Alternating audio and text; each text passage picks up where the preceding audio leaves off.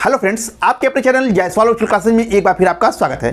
Friends, आज का ये जो वीडियो है वह है एलटी मेंस एग्ज़ाम से रिलेटेड है। एलटी का जो प्री एग्ज़ाम हुआ था अभी, उसमें कई विषयों का रिजल्ट आना शुरू हो गया है, यानी बहुत से बच्चे जो है मेंस के लिए क्वालिफाई हुए हैं, कुछ विषयों का अभी रह गया है। तो मैंने आपसे कहा था कि मैं आपको एलटी मेंस में सिविक्स पोर्शन में, पॉलिटिकल साइंस के पोर्शन में उत्तर को कैसे अच्छे ढंग से लिखते हैं कि अधिक से अधिक मार्क हमारा आ जाए, कैसे हम 7 मिनट में लघु उत्तरीय क्वेश्चन को, 10 मिनट में दीर्घ उत्तरीय क्वेश्चन को कैसे हम समेटेंगे, किस तरह से क्वेश्चन लिखेंगे, उसकी क्या रणनीति होगी, इन सब के बारे में पिछले वीडियोज में हम लोगों ने आपसे चर्चा किया था और आपको रणनीति बताई गई थी क्या करना चाहिए, क्या नहीं करना चाहिए, कैसे उत्तर लिखना है, कैसे नहीं लिखना है, किन चीज़ों से बचना चाहिए, हमें क्या क्या सावधानियां रखनी चाहिए, किन किन स्टेप्स का फॉलो करना चाहिए प्रत्येक उत्तर में, इनके बारे में विस्तार से पिछले क्लास में हम लोगों ने चर्चा किया था और आपको बताया गया था। और आपको ये भी बताया गया था फ्रेंड्स कि आपको मैं जो है 4-5 क्लास 10 क्लास लेकर के अच्छा उत्तर लिखने का एक तरीका बताऊंगा, एक फॉर्मेट बता दूंगा, कुछ क्वेश्चन को लेकर के एक मॉडल आंसर लिख करके आपको देने का प्रयास करूंगा, जिससे आपको ये समझ में आ जाए कि उत्तर हमको वास्तव में किस तरह से लिखना है। सारे टॉपिक पर तो हम वीडियो नहीं बना पाएंगे इस समय, लेकिन आपको लिखने का तरीका कैसे होगा, अच्छा नंबर हम कैसे गेन कर सकते हैं, इसके बारे में कुछ क्वेश्चंस को लेकर के मैंने आपसे कहा था कि मैं उस पर जो है आपसे चर्चा करूंगा। उन क्वेश्चन को उत्तर लिख करके आपको दिखाने का प्रयास करूंगा कि इस तरह से यदि आप लिखेंगे तो अच्छा जो है अंक आपका आएगा। तो उसी दिशा में प्रयास के तहत आज का यह क्लास जो है आपके लिए लगाया गया है, जिसमें हम आपको संविधान के एक टॉपिक जो कि प्रस्तावना है, उस पर बहुत से क्वेश्चन बनते हैं, उसी में से एक क्वेश्चन लेकर के हम आपको इसको समझाने का प्रयास कर रहे हैं कि वास्तव में यदि यह क्वेश्चन मेंस में आ जाता है तो मैं किस तरह से इसको लिखूंगा। देखिए, लिखने का तरीका आप हो सकता है कि जो मैं बता रहा हूं इससे बेटर भी आप लिख सकते हैं। तो मुझे मेरी समझ में जितना आ रहा है, जितना मैं समझ पा रहा हूं, उतना अच्छे से आपको लिखने का तरीका बता रहा हूं। इससे बेटर भी यदि आप कर सकते हैं तो आप करिए। समय सीमा को ध्यान में रखिए, उसी समय सीमा में प्रश्न में जो पूछा गया है उन सब चीज़ों को, उन सब तथ्यों को आप स्पष्ट करने का प्रयास कीजिए, ताकि जो 3 घंटे में हमको 20 क्वेश्चन करने हैं, सारे के सारे क्वेश्चन जो है समयबद्ध तरीके से मैं पूरा कर सकूं। तो इसी को ध्यान में रख के अपनी रणनीति बनाइए। आप एक मॉडल आंसर राइटिंग मैं आपको बता रहा हूं, एक आंसर राइटिंग की टेक्निक मैं आपको बता रहा हूं। इसी तरह से 5, 6, 7 क्लास 10 क्लास जितना भी मैं ले सकूंगा वो ले करके हम कभी संविधान से, कभी सिद्धांत से, कभी विचारक से टॉपिक उठा करके आपको लिखने का एक तरीका बताऊंगा। आप इस तरीके को भी फॉलो कर सकते हैं या इससे बेटर भी आप तरीका समझ सकते हैं, या अपनी तरफ से अगर कोई नया तरीका आपको अच्छा लग रहा है इसके अलावा भी, तो उसको भी आप आजमा सकते हैं। बस ये कि समयबद्ध तरीके में आप अपनी बात को स्पष्टतापूर्वक कह दें। तो आज का जो टॉपिक है फ्रेंड्स, वो है भारतीय संविधान की प्रस्तावना में निहित आदर्शों का समालोचनात्मक परीक्षण कीजिए। जैसा कि आप बोर्ड पे देख भी पा रहे हो, प्रस्तावना संविधान का एक महत्वपूर्ण टॉपिक है, जिससे एलटी मेंस एग्जाम में काफी टाइप से क्वेश्चन पूछते हैं। आप प्रस्तावना आप पढ़े होंगे कि हम भारत के लोग भारत को एक संपूर्ण प्रभुत्व संपन्न समाजवादी पंथ निरपेक्ष लोकतंत्रात्मक गणराज्य बनाने के लिए, वहां से शुरू होकर के जो है ये आता है कि आज दिनांक 26 नवंबर 1949 मिति मार्सी शुक्ल सप्तमी संवत 2006 विक्रमी को एतद द्वारा इस संविधान को अंगीकृत, अधिनियमित और आत्मार्पित करते हैं। तो ये संविधान की प्रस्तावना है। इसमें जो वर्ड आए हुए हैं, जो शब्द आए हुए हैं, इन शब्दों से, इस प्रस्तावना से बहुत टाइप से क्वेश्चन उठाते हैं। तो उन्हीं में से एक टाइप का क्वेश्चन जो है आपका लिखा गया है कि भारतीय संविधान की प्रस्तावना में जो निहित आदर्श हैं, उन आदर्शों का समालोचनात्मक परीक्षण कीजिए।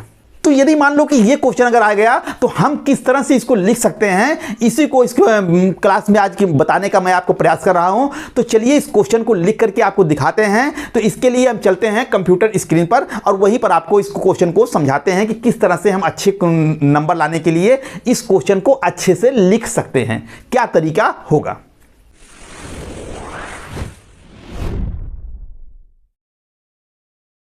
तो देखिए friends, LT mains exam answer writing technique यानी आंसर राइटिंग हम कैसे करेंगे इसके बारे में आपको बताया गया है इस क्वेश्चन के माध्यम से। हमने दीर्घ उत्तरी का एक प्रश्न लिया है। दीर्घ उत्तरी के प्रश्न आपको बताए गए थे कि आपको एलटी मेंस एग्जाम में 10 जो है दीर्घ उत्तरी के प्रश्न रहेंगे और 10 लघु उत्तरी के प्रश्न रहेंगे। दीर्घ उत्तरी के जो 10 प्रश्न हैं उनमें से प्रत्येक प्रश्न 12 अंकों के होंगे और लघु उत्तरी के प्रश्न जो है वो 8-8 अंकों के रहेंगे। दीर्घ उत्तरी के प्रश्न में जो शब्दों की अधिकतम सीमा है वो 200 है। तो यहाँ लिखा है 200 शब्दों में एक प्रश्न के उत्तर को लिखने का प्रयास किया गया है। तो कहने का मतलब ये कि दीर्घ उत्तरी का जो एक प्रश्न है वो 12 अंकों का होगा और जिसको कि आपको अधिकतम 200 शब्दों में लिखना है। प्रश्न क्या है कि भारतीय संविधान की प्रस्तावना में निहित आदर्शों का समालोचनात्मक परीक्षण कीजिए। यानी कि इसमें आपको भारतीय संविधान में जो निहित आदर्श हैं उसको बताना है। इसके बाद उन आदर्शों का समालोचना बताना है। समालोचना मतलब उसके पक्ष में और विपक्ष में, यानी उसकी सकारात्मकता को उसकी नकारात्मकता को दोनों को आपको दर्शाना है। तो शुरुआत हम लोग भूमिका से कर रहे हैं। तो देखिए भूमिका में यहाँ लिखा गया है कि भारतीय संविधान की प्रस्तावना जो है वो संविधान की आत्मा एवं दर्शन का संक्षिप्त घोषणा पत्र है। यह हम भारत के लोक से प्रारंभ होकर राज्य की प्रकृति एवं उद्देश्यों की स्पष्ट करती है। फ्रेंड्स, भूमिका को हमको संक्षिप्त में लिखना है, 3 से 4 लाइन के बीच में लिखना है, जिससे कि हम 200 शब्दों के समय सीमा के अंदर हमारे प्रश्न के भाव जो है वो पूर्णतः स्पष्ट हो जाएं। तो अगर आप इससे भी बढ़िया प्रस्तावना कोई लिख सकते हैं 3-4 लाइन में तो आप वहाँ भी भूमिका दे सकते हैं। हमने ये लिखने का प्रयास किया है 4 लाइन में। तो यहाँ पर देखिए दिया है कि भारतीय संविधान की प्रस्तावना संविधान की आत्मा एवं दर्शन का संक्षिप्त घोषणा पत्र है। यह हम भारत के लोग, जो महत्वपूर्ण चीज़ होते हैं उसको आप अंडरलाइन भी कर सकते हैं, ठीक है, से प्रारंभ होकर राज्य की प्रकृति एवं उद्देश्यों को स्पष्ट करती है। तो यहाँ हमने भूमिका लिख दिया प्रस्तावना की। अब इसके बाद हमने यहाँ पर एक डायग्राम बना दिया कि प्रस्तावना के आदर्श कौन कौन हैं। तो जैसे न्याय है, उसमें मिले आपको प्रस्तावना जब आपने पढ़ा होगा उसमें आपको न्याय शब्द आया होगा, स्वतंत्रता आया होगा, बंधुत्व आया होगा, समानता आया होगा। ये सब जो है वो प्रस्तावना के आदर्श हैं। हमारे संविधान निर्माताओं के जो भाव हैं उनको व्यक्त करने का प्रयास करते हैं। तो यहाँ पर हमने डायग्राम बना करके प्रस्तावना के आदर्श को 4 जो हमने मुख्य थे उसको हमने दर्शा दिया। इसके बाद इसके बारे में हमने एक लाइन लिख दिया।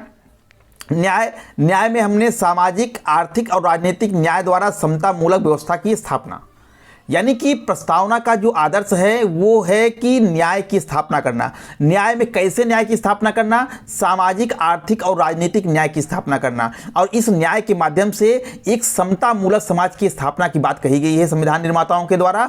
तो उसको हमने कम शब्दों में सामाजिक, आर्थिक एवं राजनीतिक न्याय द्वारा समता मूलक व्यवस्था की स्थापना, यानी इसका न्याय का उद्देश्य हमारा क्या है? ये सामाजिक, आर्थिक, राजनीतिक न्याय के द्वारा एक समता मूलक समाज की स्थापना करने का विचार था। इसके बाद स्वतंत्रता में हमने विचार अभिव्यक्त की, विश्वास आदि की स्वतंत्रता। संविधान की प्रस्तावना में विचार अभिव्यक्त, विश्वास आदि की स्वतंत्रता पर जोर दिया गया है, लेकिन यह स्वतंत्रता जो है युक्त संगत जो है प्रतिबंधों सहित होगी। यानी कि जहां आपके इस स्वतंत्रता के माध्यम से देश की एकता और अखंडता पर प्रतिघात होगा, देश की एकता अखंडता अगर खतरे में पड़ेगी तो वहाँ उस पर प्रतिबंध लगाए जा सकते हैं।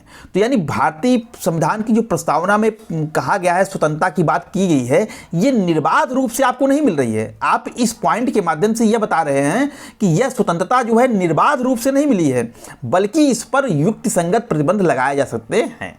तो उसी बात को आपने 2 लाइन में हमने स्पष्ट कर दिया कि स्वतंत्रता में किस प्रकार की स्वतंत्रता कही गई है। तो विचार अभिव्यक्त, विश्वास आदि की स्वतंत्रता की बात कही गई है, लेकिन युक्त संगत प्रतिबंधों के सहित कही गई है, ठीक है। तो आपको इसी तरह से कम शब्दों में आपको कहना है और अपने भाव को स्पष्ट करना है। वहाँ आपके बहुत लंबे पैराग्राफ को नहीं पढ़ा जाएगा, आपके पॉइंट्स को समझ लिए। आपने लिख दिया कि सामाजिक, आर्थिक और राजनीतिक न्याय द्वारा समता मूलक व्यवस्था की स्थापना जो है न्याय का उद्देश्य है, तो वो इसी से आपके भाव को पूरे समझ जाएंगे। इसके लिए बहुत व्याख्या देने की आपको ज़रूरत नहीं है। समानता लिया गया है, अवसर की समानता आप बात कही गई है। इसके बाद विधि की समझ की समानता की भी भाव उससे निकल रहे हैं, तो इसको आपने दर्शा दिया कि समानता के अंतर्गत अवसर की समानता लिखा गया है। वहाँ पर शब्द प्रतिष्ठा और अवसर की समानता, तो उसके से जो है विधि की समझ समानता का भी भाव उत्पन्न हो रहा है, तो उसको भी आपने दर्शा दिया। बंधुत्व जो कि आदर्श है उसको में आप लिख दिया व्यक्ति की गरिमा की बात हो रही है, वहाँ पर राष्ट्रीय एकता को सुदृढ़ करने की बात हो रही है, यानी भाईचारे के माध्यम से देश की एकता और अखंडता को सुदृढ़ करने की बात हो रही है। तो बंधुत्व शब्द जो है, जो बंधुत्व आदर्श वाक्य है, यह व्यक्ति की गरिमा और राष्ट्र की एकता को सुदृढ़ करने की बात कह रहा है।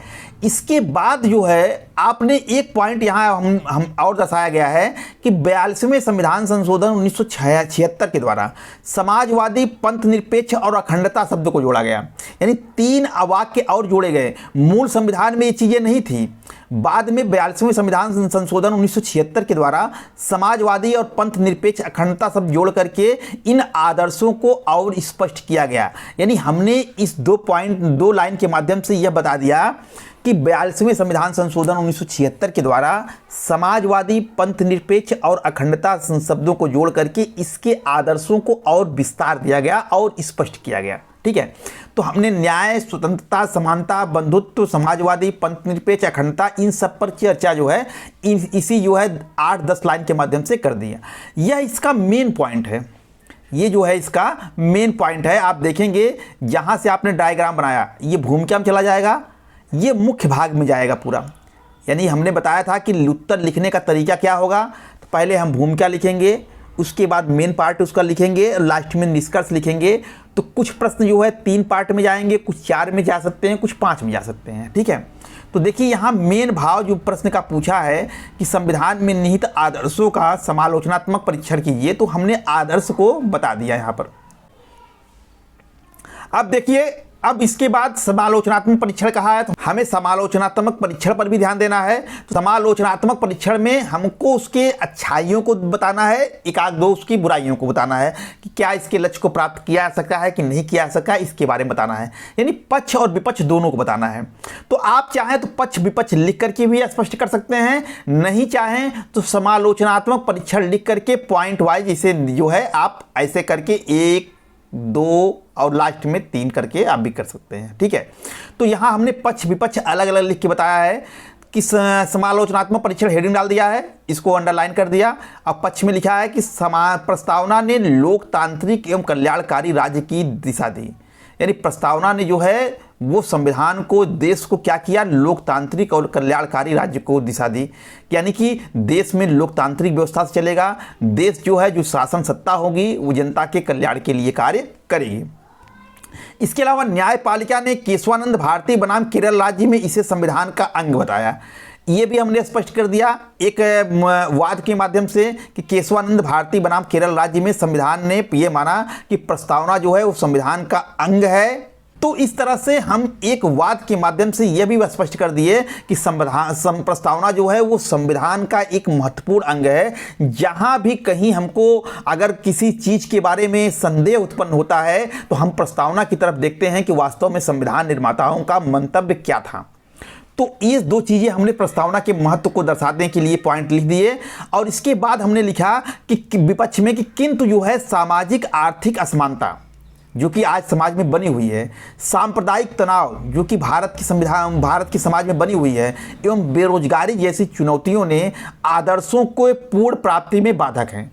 यानी कि हमने ये भी बता दिया, देखिए समालोचना में यही लिखना है, पक्ष में कुछ बोलना है, कुछ विपक्ष में बोलना है। तो पक्ष के 2 पॉइंट देने के बाद 3 पॉइंट हमने लिख दिया। सामाजिक आर्थिक असमानता जो समाज में वर्तमान में दिखाई देती है हमको, सांप्रदायिक तनाव और बेरोजगारी, ये जो वर्तमान समय में समाज में चुनौतियां हमको दिखाई देती हैं, ये वास्तव में इन आदर्शों को जो हमने ऊपर बताया है उसको प्राप्त करने में अभी बाधक बन रही हैं। ठीक है, तो इस तरह से समालोचना के अंतर्गत हमने उसके पक्ष और विपक्ष दोनों को दर्शा दिया। अब हम निष्कर्ष पे आएंगे। निष्कर्ष में हम बताएंगे कि प्रस्तावना जो है वो भारतीय राज्य की आधारशिला है। यद्यपि व्यवहार में चुनौतियां हैं, फिर भी यह शासन एवं नीति निर्माण की सतत मार्गदर्शक बनी हुई है। तो निष्कर्ष हमें ऐसा लिखना है जो पूरे प्रश्न का निचोड़ हो। तो देखो यहाँ बताया गया शुरुआत में कि प्रस्तावना भारतीय राज्य की आधारशिला है, यानी इसकी महत्वपूर्ण चीज़ बताएगी। फिर बताया गया कि यद्यपि चुनौतियाँ बरकरार हैं, चुनौतियाँ हैं कुछ, लेकिन फिर भी यह शासन एवं नीति निर्माण के लिए हमेशा से मार्गदर्शक बनी हुई है। तो इस तरह से निष्कर्ष लिख करके हम अपने को इस प्रश्न को जो है वो कंप्लीट करते हैं। तो एक बार हम प्रश्न को पूरा फिर से पढ़ लेते हैं। देखिए दिया है कि भारतीय संविधान की प्रस्तावना में निहित आदर्शों का समालोचनात्मक परीक्षण कीजिए। भूमिका हेडिंग डाला गया, भारतीय संविधान की प्रस्तावना संविधान की आत्मा एवं दर्शन का संक्षिप्त घोषणा पत्र है। यह हम भारत के लोक से प्रारंभ होकर राज्य की प्रकृति एवं उद्देश्यों को स्पष्ट करती है। इसके बाद डायग्राम बनाया गया, प्रस्तावना के आदर्श, न्याय, स्वतंत्रता, समानता, बंधुत्व। इसके बारे में लिखा गया न्याय, सामाजिक, आर्थिक, राजनीतिक न्याय द्वारा सत्ता मूलक व्यवस्था की स्थापना। स्वतंत्रता के अंतर्गत लिखा गया विचार, अभिव्यक्त, विश्वास आदि की स्वतंत्रता परंतु युक्ति संगत प्रतिबंधों सहित। समानता में लिखा गया अवसर की समानता तथा वित्त की समझ समानता। बंधुत्व में लिखा गया कि व्यक्ति की गरिमा एवं राष्ट्रीय एकता को सुदृढ़ करना। इसके बाद लिखा गया कि 42वें संविधान संशोधन 1976 के द्वारा समाजवादी, पंथ निरपेक्ष, अखंडता शब्द जोड़कर आदर्शों को और स्पष्ट किया गया। इसके बाद हेडिंग डाला गया समालोचनात्मक परीक्षण, जिसमें लिखा गया कि प्रस्तावना ने लोकतांत्रिक एवं कल्याणकारी राज्य को दिशा दी। न्यायपालिका ने केशवानंद भारती राम केरल राज्य में इसे संविधान का अभिन्न अंग माना, किंतु सामाजिक आर्थिक असमानता, सांप्रदायिक तनाव एवं बेरोजगारी जैसी चुनौतियां जो है वो आदर्शों की पूर्ण प्राप्ति में बाधक हैं। और निष्कर्ष में आते हैं तो लिखते हैं प्रस्तावना जो है भारतीय राज्य की आधारशिला है। यद्यपि व्यवहार में चुनौतियां हैं फिर भी यह शासन एवं नीति निर्माण की सतत मार्गदर्शक बनी हुई है। तो फ्रेंड्स यह था इस क्वेश्चन को सही तरीके से लिखने का जो है एक तरीका, जो कि मैंने आपको बताया। जरूरी नहीं है कि आप मेरे तरीके को ही फॉलो करें या मैं ही बेस्ट बता दिया हूं, आप इससे बेटर भी लिख सकते हैं या इससे बेटर भी आप प्रयोग कर सकते हैं। तो जैसा आपको लिख दिया गया, ये 200 शब्दों में लिखने का प्रयास किया गया है। शब्द जो है कुछ कम ज़्यादा हो सकते हैं, लेकिन ये 200 शब्दों के लिए उत्तर राइटिंग लिखने का प्रयास किया गया है। आप चाहें इसको भी फॉलो कर सकते हैं या चाहें तो इससे बेटर भी उत्तर बना करके आप अपना लिख सकते हैं। तो ये हमारे तरफ से एक प्रयास था आपको बताने का। इसके अलावा फ्रेंड्स से कुछ प्रस्तावना से और भी महत्वपूर्ण क्वेश्चन बनते हैं, जिसको कि हम आपको बता दे रहे हैं। इस प्रश्न को आप देख लीजिए, इसका उत्तर लिखने का प्रयास कीजिए आप। क्या प्रस्तावना भारतीय संविधान की आत्मा है? बहुत इंपॉर्टेंट प्रश्न है, इसको स्पष्ट कीजिए। इसमें आपको न्यायालय दृष्टिकोण लिखना है कि न्यायालय इसके संबंध में क्या दृष्टिकोण अपनाता है। केशवानंद भारती वर्सेस स्टेट, जो केरल राज्य का जो मुकदमा था, उसके माध्यम से जहां की न्यायालय ने माना कि प्रस्तावना जो है संविधान का अभिन्न अंग है, तो उसके दृष्टिकोण को देते हुए आप इसकी व्याख्या कीजिएगा। ठीक है। दूसरा प्रश्न जो महत्वपूर्ण बनता है प्रस्तावना से कि प्रस्तावना की संवैधानिक स्थिति का परीक्षण कीजिए, क्या यह संविधान का भाग है? उसी प्रश्न को दूसरे तरीके से पूछा है, न्यायिक व्याख्या पर आधारित प्रश्न है ये। आप इसमें बेरुबारी यूनियन केस को ले सकते हैं और केशवानंद भारती बनाम केरल राज्य के आप इसमें संक्षिप्त रूप में वर्णन देते हुए इस प्रश्न को आगे बढ़ा सकते हैं। ठीक है। तीसरा प्रश्न जो महत्वपूर्ण बनता है वो है कि प्रस्तावना में समाजवादी एवं धर्मनिरपेक्ष शब्दों की महत्व की व्याख्या कीजिए। तो 42वें संविधान संशोधन से जुड़ा प्रश्न है ये। 42वें संविधान संशोधन 1976 के द्वारा प्रस्तावना में 3 नए शब्द जोड़े गए थे, धर्मनिरपेक्ष, समाजवादी और अखंडता। तो इसमें से समाजवादी और धर्मनिरपेक्ष के बारे में पूछा है, तो आप 42वें संविधान संशोधन का एग्जाम्पल देते हुए इस प्रश्न को आगे बढ़ाइए और अपना बेस्ट उत्तर लिखने का प्रयास कर सकते हैं। इसके बाद चौथा क्वेश्चन जो इंपॉर्टेंट बनता है कि प्रस्तावना में वर्णित न्याय की अवधारणा की व्याख्या कीजिए। तो इसके अंतर्गत आप सामाजिक, आर्थिक और राजनीतिक न्याय, तीनों न्यायों को चर्चा करते हुए आप इस प्रश्न का उत्तर लिख सकते हैं। देखिए फ्रेंड्स, प्रस्तावना में बहुत से वर्ड लिखे गए हैं, ये सार है पूरे संविधान का। इसकी एक कहीं से भी क्वेश्चन बना सकता है, किसी भी शब्द की व्याख्या करने के लिए कर सकता है या किसी भी शब्द से तुलनात्मक रूप से आपसे क्वेश्चन पूछ सकता है। तो यहाँ प्रस्तावना को आप बहुत ध्यान से पढ़िए, इसकी विशेषताओं को, इसके महत्व को, इसके वर्ड को आप अच्छे समझे रहिएगा। यहाँ से क्वेश्चन किसी टाइप से उठा सकता है। ये तो कुछ एग्जाम्पल क्वेश्चन मैंने आपको बताया है, जो कि आप देख लीजिएगा। इस टाइप से क्वेश्चन बनते हैं, आपके दिमाग में आएगा कि इस तरह से क्वेश्चन बनते हैं, तो उसको आप अच्छे से देखे रहेंगे। उसी के ध्येय में रखते हुए इस मॉडल क्वेश्चन को आपको बना करके दिया जा रहा है।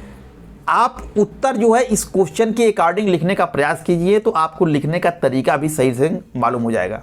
ठीक है। तो भारतीय संविधान की प्रस्तावना के महत्व को स्पष्ट कीजिए। इस तरह से आपसे डायरेक्ट प्रश्न भी पूछ सकता है, जिसमें संविधान की प्रस्तावना को महत्व को बताना होगा। ये आपको 200 शब्दों में ही पूछ सकता है, ये आपको 125 शब्दों के लिए भी पूछ सकता है। तो जैसा पूछे उसी अकॉर्डिंग उत्तर लिखिएगा। भारतीय संविधान की प्रस्तावना की प्रमुख विशेषताएं क्या हैं, ये भी आप बता सकते हैं, ये भी क्वेश्चन बनता है। अब प्रस्तावना में लोकतांत्रिक गणराज्य की अवधारणा का विश्लेषण कीजिए, ये भी क्वेश्चन बनता है। ठीक है। तो इस तरह से ये 7 क्वेश्चन महत्वपूर्ण मैंने आपको बता दिया।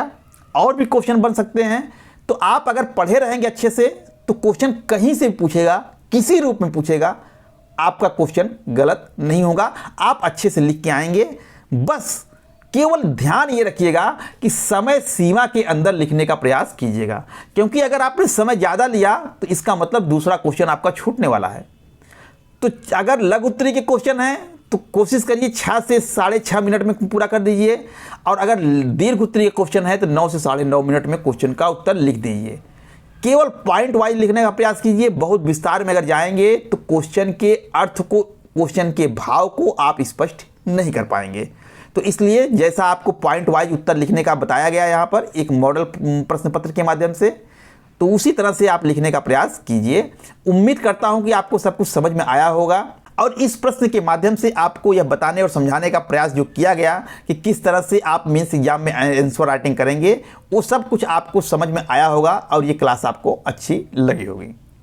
फ्रेंड्स, क्या आप टीजीटी सामाजिक विज्ञान, पीजीटी सिविक्स या पॉलिटिकल साइंस से नेट जेआरएफ की तैयारी करना चाह रहे हैं? तो बिना देरी किए हुए प्ले स्टोर पर जाइए और जायसवाल वर्चुअल क्लासेज के ऐप को डाउनलोड कीजिए। ऐप डाउनलोड करने के लिए प्ले स्टोर में जाकर के टाइप कीजिए जायसवाल वर्चुअल क्लासेज और सर्च कीजिए। आपको कुछ इस तरह से इंटरफेस खुल के सामने आएगा और वहाँ जायसवाल वर्चुअल क्लासेज का आपको लोगो दिखाई दे रहा होगा। उस पर क्लिक कीजिए और लोगो सहित जायसवाल वर्चुअल क्लासेज लिखा हुआ कुछ इस तरह का इंटरफेस आपके सामने आएगा। आप इंस्टॉल का बटन दबा दीजिए। इंस्टॉल होने के बाद ओपन का बटन दबाएंगे तो जायसवाल वर्चुअल क्लासेज का ऐप खुल जाएगा। यहाँ पर आपको लॉगिन करने के लिए मोबाइल नंबर और कुछ परमिशन मांगा जाएगा। जैसे ही आप मोबाइल नंबर डाल के परमिशन देते हैं, ऐप चालू हो जाएगा और सारी सूचनाएं यहीं पर मिल जाएंगी। तो बिना देरी किए हुए फ्रेंड्स, ऐप को डाउनलोड कीजिए।